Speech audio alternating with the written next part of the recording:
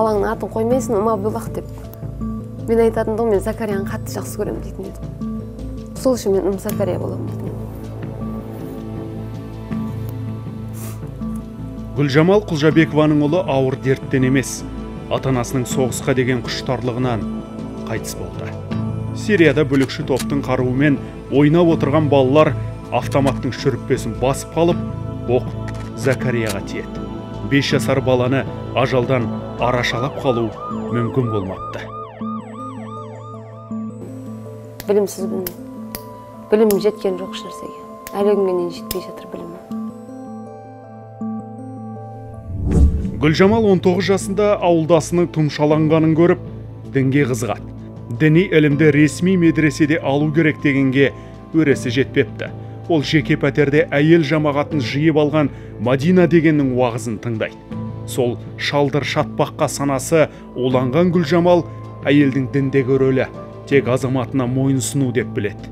Сол ойдың күшімен күйеуі Данияр Шаймухаммедов Сирияға кетеміз дегенде қарсы болмай қайта қолдаған.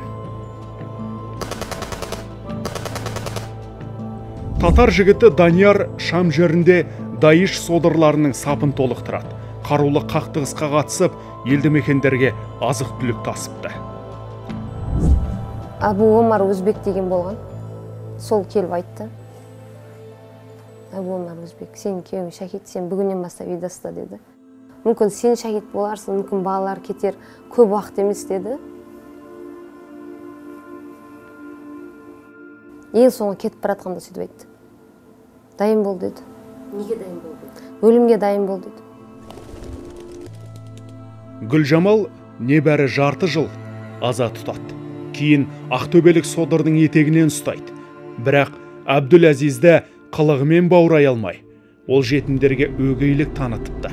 Салдарынан ажырасып тынады. Көп замай 3-ші рет ұлты орыс азаматқа тұрмысқа шығады. Оны да ынтықтыра алмай, бір аптадан кейін содыр талақ береді. Бамбушкада жүрдік.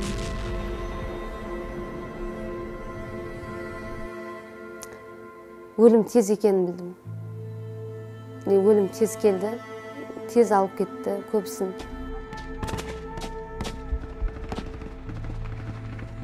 Қаншалықты адам такфиризм идеологиясын қаншалықты меңгеріп сол бағытқа кіретін болса, соншалықты оның санасында агрессиялық көңіл-күй жоғарылайды. Ол көрсеткіш қалай, демек айналаға ол шашырайды. Тек қана діни емес, саяси, әлеуметтік жағынан да бұның зияндары бар. Мемлекет берген тыныштықты бұзу, мемлекеттің ауызбіршілігін бұзу, жамағатты бөлу деген нәрсе, ол араздық қалып барады. Демек, оның артында мәселе бар деген сөз.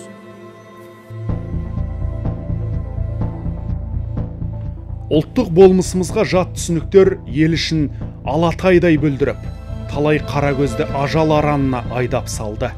Гүлжамалда ақиқат пен аңызды ажырата алмай адасты. Жолдасымен ұлынан айырылған ол қазір 2 баласымен қайын жұртын паналап жүр. Экстремизм эпидемиясын қашан, қалай, кім жұқтырды деген көп сұраққа оның жауабы жоқ.